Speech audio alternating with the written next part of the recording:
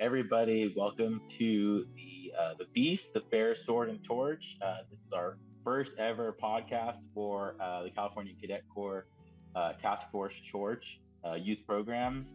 My name is First Lieutenant Lara. I'm the State Public Affairs Officer, and with me I have Major Cal, who will introduce yourself. Hi everyone, my name is Cadet Major 𝗕𝗘𝗓𝗧.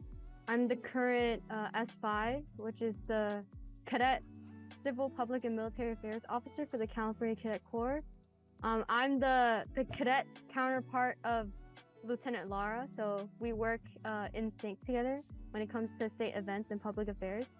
I represent the 4th Brigade, so I go to the Oakland Military Institute down in Oakland, where the Bay Area is.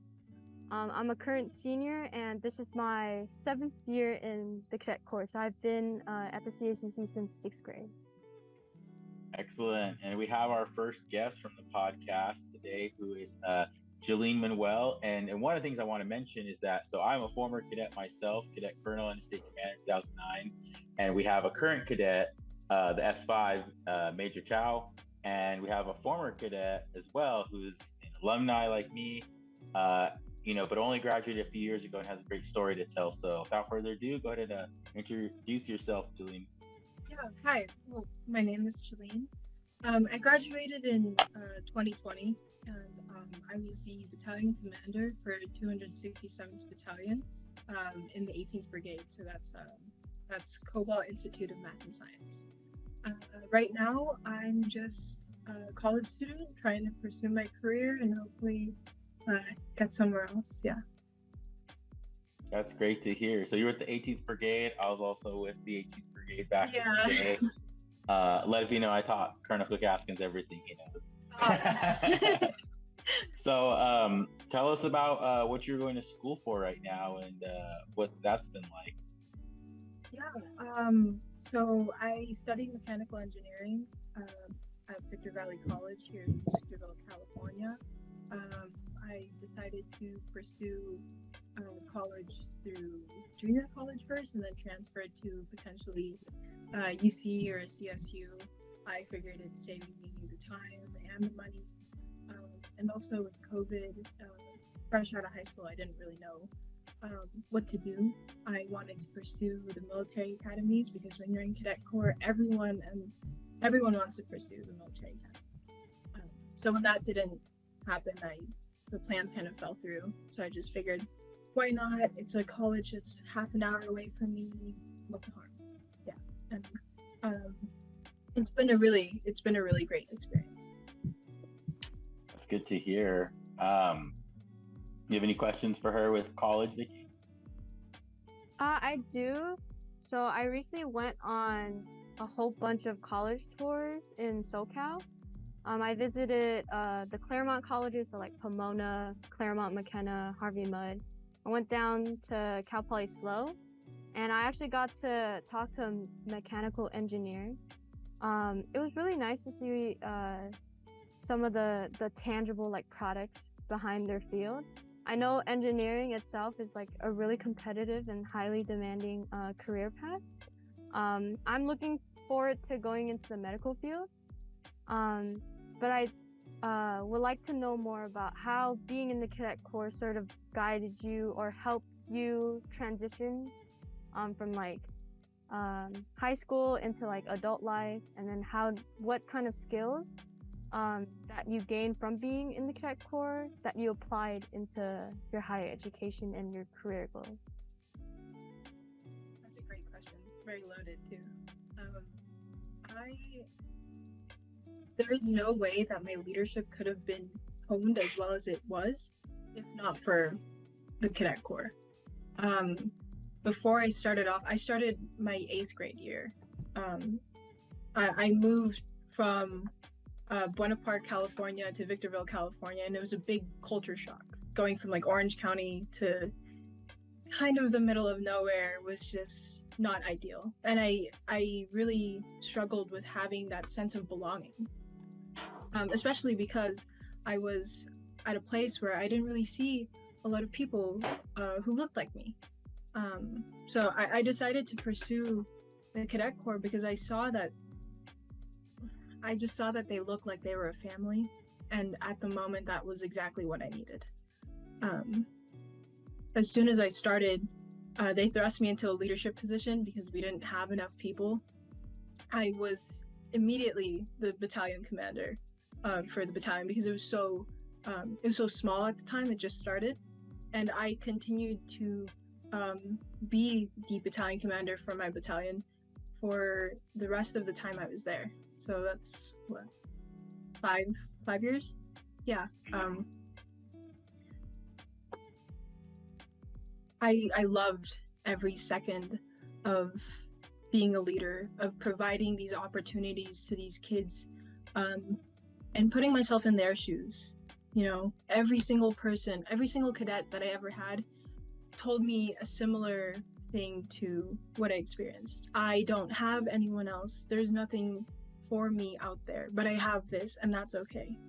You know, so providing that reassurance through my leadership, embracing this level of like adversity and diversity that we were experiencing at the time because of like budgetary constraints and just general problems that we were experiencing. It was very insightful, and I grew as a person as a result. I learned how to prioritize myself and others without having to sacrifice the entirety of me. And that's something I'm sure is still a problem within the Cadet Corps, like putting so much into the program where you lose yourself, you know. But yeah, no, I think that's great. I tell you that I agree. Like, I think at the base level, aside from like all the great things the program teaches us of, you know, as you move up in the ranks, I think at like the most basic level, you know, Cadet Corps, what it provides for all of us is a solid foundation, like a solid family setting. We made the comment today how at the Extreme Team Challenge, just how the diversity of the organization has really, really changed the last few years. And I was telling Major Qiao, I was like, man, like, I'll tell you, like, Cadet Corps was the same thing for me. It taught me so many things. And, you know, every cadet that they experienced, I was like, but at the most basic level of what I needed it to provide me was this family setting. And because I felt safe, because I felt the care from the commandants and my other cadet leaders, like, man, like, I just felt like it made the ability to learn the next thing so much easier. It made the ability to lead so much easier. It made the ability to manage my time easier, just because I had, first of all, everybody who wanted to be there, who wanted that family setting. But now I'm in charge of leading this family. Now I'm in charge of planning for this family. And so I definitely understand what you mean, you know, what the program is. It's definitely it's a family first, for I think people who have a lot of like struggles growing up and our socioeconomics of the program and the kids we have. I totally understand. Yeah. And that's the moment where this program, it surpasses becoming this extracurricular activity. It truly like becomes you in a way, because it is your family and you want the best for them. So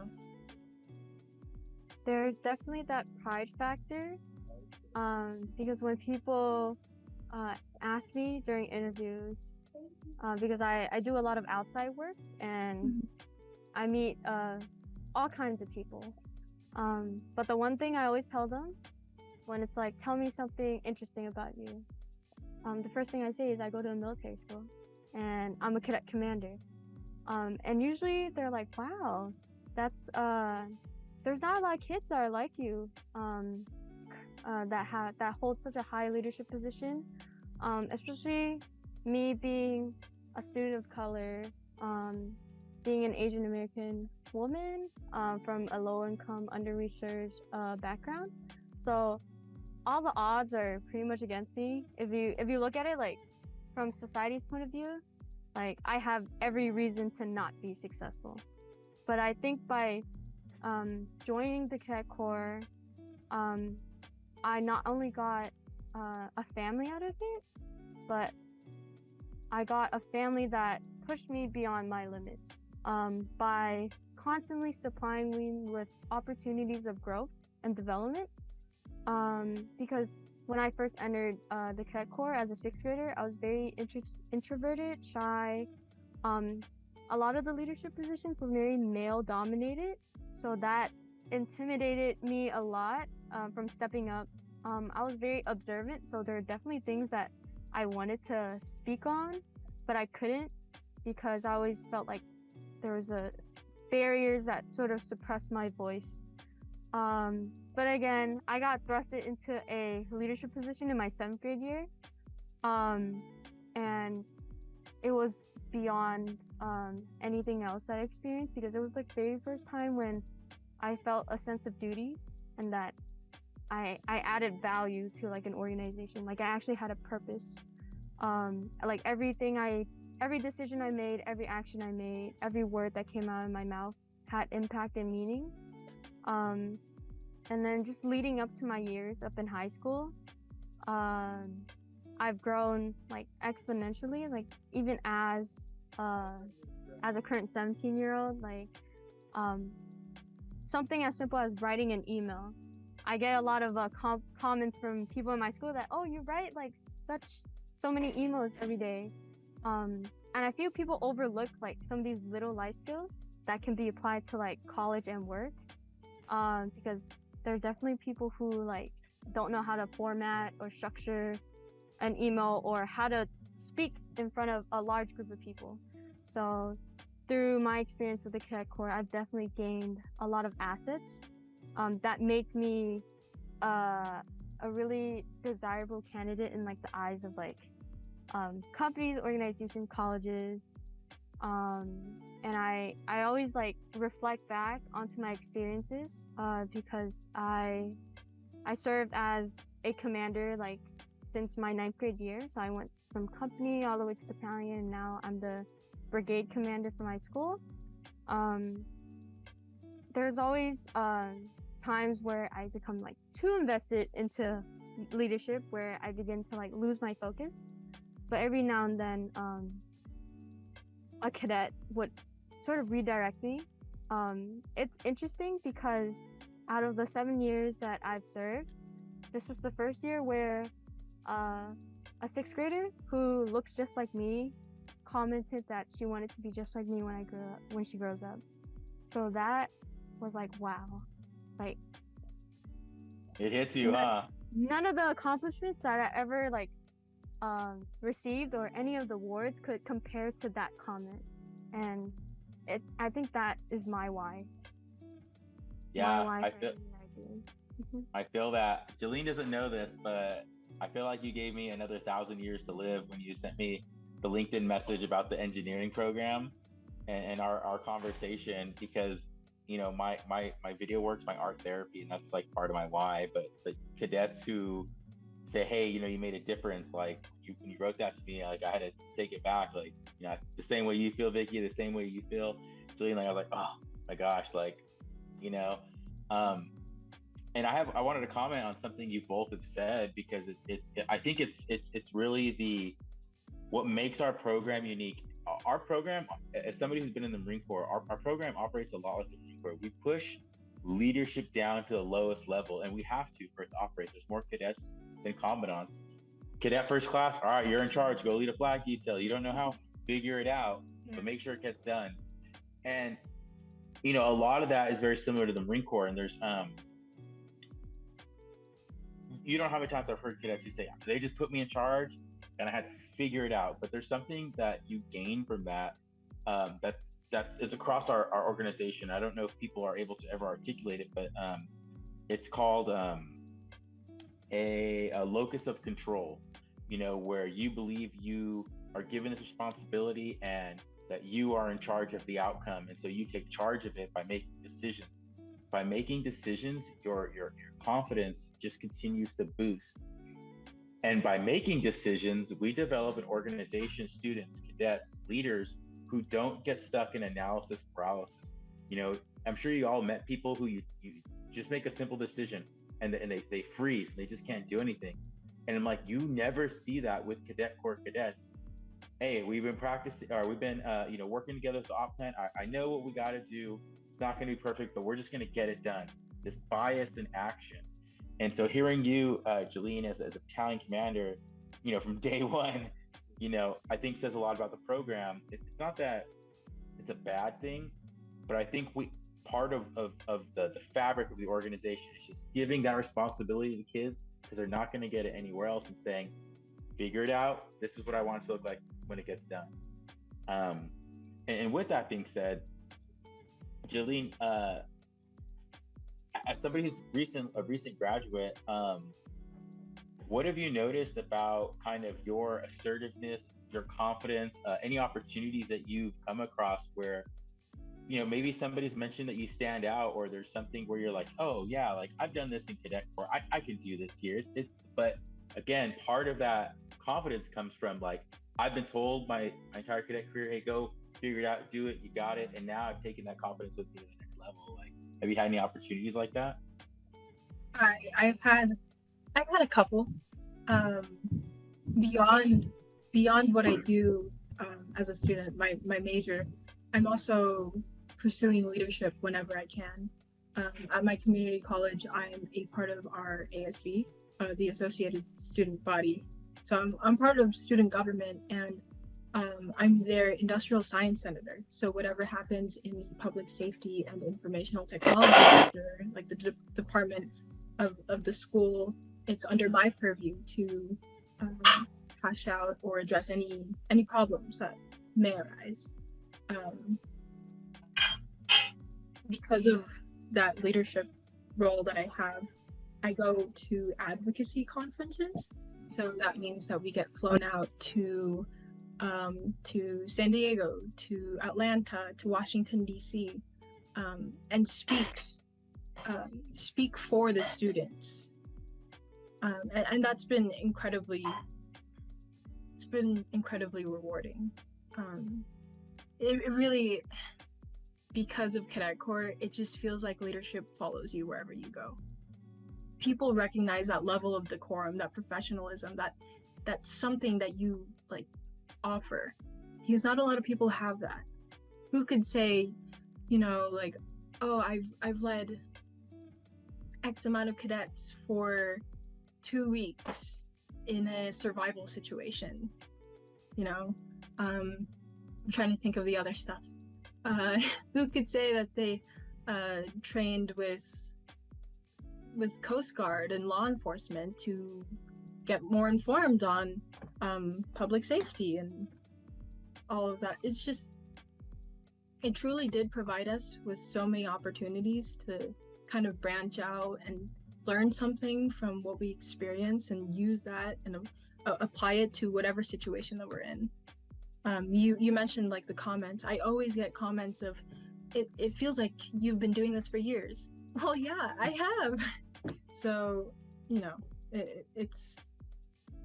it's really nice, and it's really nice to see that the years that I put in weren't just years to put on a college app or a resume. It truly was a fulfilling experience. Yeah, something you just said is something Major Chow and I talked about, is what you just said about leading this and doing that. I think cadets, we agreed, cadets don't understand, and it's something we talked about we'd like to fix, but how to articulate all these things I've done as a cadet. It's a lifelong thing. I think Vicky had something you were talking about, like with resume building for cadets, like all this stuff you've done, right? Right. I've applied to many college prep programs and also internships around my local community, and they all require us to like submit some form of resume or like a short essay detailing about your leadership experience, like name a situation or a moment in your life where you took charge or impacted a group of people. So, of course, with my breadth of experience in the Cadet Corps and being a cadet commander for so many years, that was the first thing that I wanted to talk about. But there was a slight constraint because we use a lot of like military jargon and terminology that a lot of people not familiar with the military wouldn't understand. So like officer candidate school. What's officer candidate school? What's a brigade commander? What does a commander do? So it was brought up like multiple times. Like people know what a student government president does. People know what a team captain of the volleyball team does, but people don't know what a brigade commander is. But I feel like there is a plus to it because it adds more like I want to say like suspense, but like curiosity, flair, curiosity, like flair. So it definitely makes you stand out. But did you have any like trouble when like translating your experiences from the Cadet Corps into like a more digestible way for people to understand? Yeah, I definitely had those experiences where I would apply for an internship and they're like, oh, list experiences. Like, do I mention the stuff I did in summer camp? Do I mention the medic commanding stuff? Do I mention the battalion commander stuff? It's really hard to like hone down exactly what you want to put because it's like flag detail, kind of negligible. It depends on what you want to do, I guess. Everything else just it's hard to connect to specialized careers. But I have found that with the specific thing that I want to do, if I bring it up during interview sessions, oftentimes in the engineering field, for some reason, most of them are from the military, or maybe it's just in my region, but I'll mention an experience that I've had and they're like, oh, I did that 20 years ago. And there's like that level of connection that we experience. Actually, it might just be because the experiences I've had with internships and stuff, they're usually with they're like federally based. So oftentimes people who join the military and then leave go to some sort of like federally based institution. So that might be it too. Yeah, that's great. It's interesting is the same struggle that I think cadets have with trying to articulate what they've done as cadets. It's interesting. It's the same struggle that active duty folks have when they get out of the military, trying to make all that experience they did translatable over here for a civilian. But it's an art. It's an art to be able to translate that from, I've done this to I've done that for people to understand. It's definitely something I think through these podcasts by people hearing this is how I said it, this is how I did it. I think that would definitely open up the doors for people conversation for how to translate. Geline, can you tell us a little bit about your so what was the internship you did? And tell us about that. I was excited to hear about it. I want the kids to know like it's possible. Like we can do anything we put our minds to. Yeah. So I am a 3-time intern for NASA.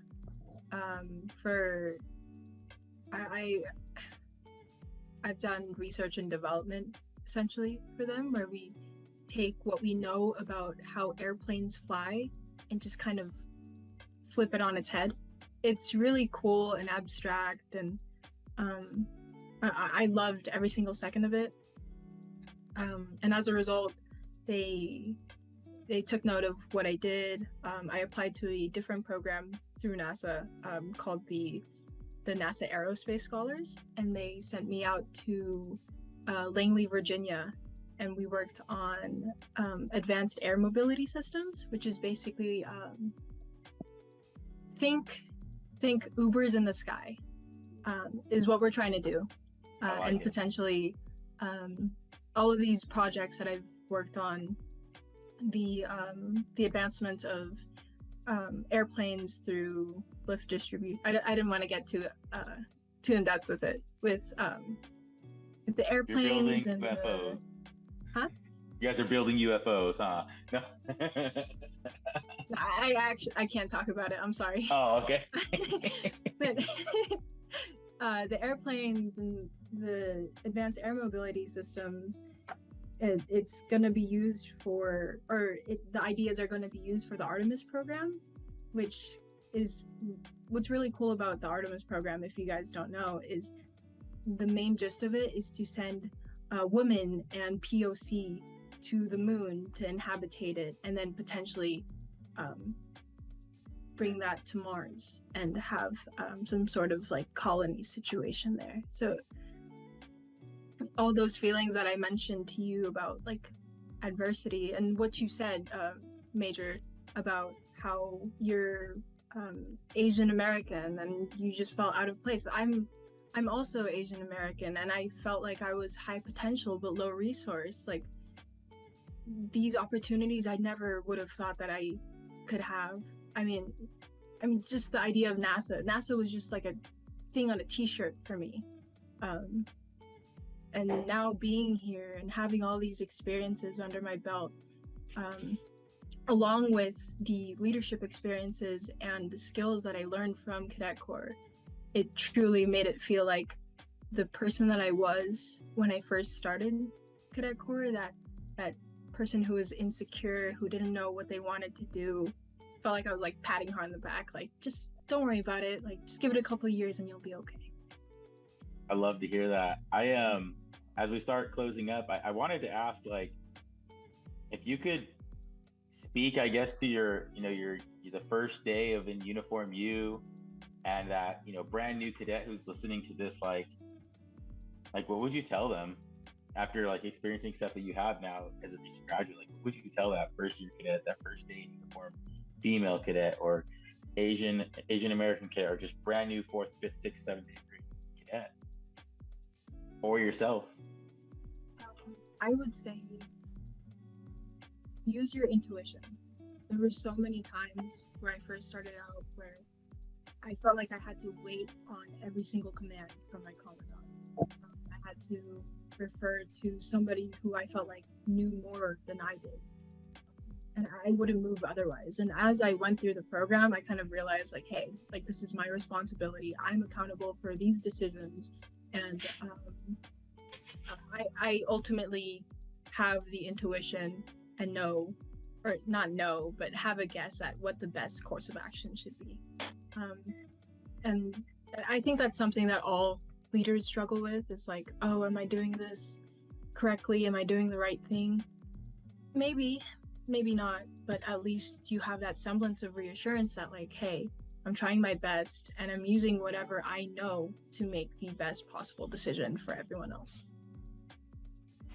That's wonderful. I really appreciate you taking the time to, speak about this. I think for me, storytelling is the path for our young cadets to see where they're at and where they can be, and that it's completely possible. And knowing a little bit about each of you and people's backgrounds, I just think that, we are the change that we want to see. I think we're all idealists. Out of the three of us, like, we want to change the world. And I think we also have a platform in Cadet Corps to truly make a difference with these stories. And my hope is that, more alumni come back and share their story. I hope to see you, Geline, at the 2023 summer camp in the engineering program. And I want to thank you, honestly, for sending me that message, because it inspired me to be like, I can do more. I have so much time and energy. Like, I want to do more to put storytelling out there for the cadets so they can see there's so many success stories out there, and we just need to capture it, and it starts with one at a time. Take the first step. So here we are tonight. Yeah, thank you for having me. This, going back down memory lane, has been something else.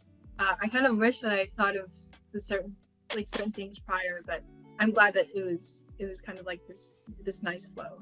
And I'm glad that I reached out to you. I would have otherwise. I just wanted to make sure that the people who touched me, my mentors, knew that the reason why I'm here is not because I'm it's not because I did it myself. It's because you guys believed me, and so I started believing in myself. So, thank you. Cry about that. You have anything else to add, Major Chow? This was a very inspirational session, and I think a lot of cadets can agree on the statement with me too. We definitely witness a lot of potential in the CACC, but we don't see what happens afterwards. So having this podcast and interviewing alumni will really give these success stories. And again, not everyone's experience or trajectory is going to be the same, but just talking about it and sharing it with others just opens up pathways and opportunities for these cadets who are still figuring out what they want to be when they grow up or what they want to commit to. I'm still learning, even though I'm like debating pre-med. Who knows? It might change to like biomedical engineering because I met an alumni from CACC who had connections with that and sort of told me their success story. But yeah, the impact that you had on us two, and as well as the cadets who will watch this session, it's just exponential. Yeah, but I look forward to maybe one day I'm the one being interviewed with Mr. Laura, with 𝗘𝗘𝗓, and then the next line of leaders continue that legacy too with this podcast. Yeah, it was crazy hearing you talk about it. I was like, wow, I'm like looking at the mirror from like 5 years ago. Like genuinely every little word that you said, I was like, wow. Exactly. Yeah, you'll be all right. Pre-med is a good way to go. Thank you. I appreciate you guys' time. The time limit on here is going to run out. We'll definitely be recording more episodes soon. Make sure you guys follow all our social media and stay tuned for the new podcast, The Beast, the 𝗕𝗚𝗏 Cadet Corps' new podcast. And everybody have a good night. Thank you.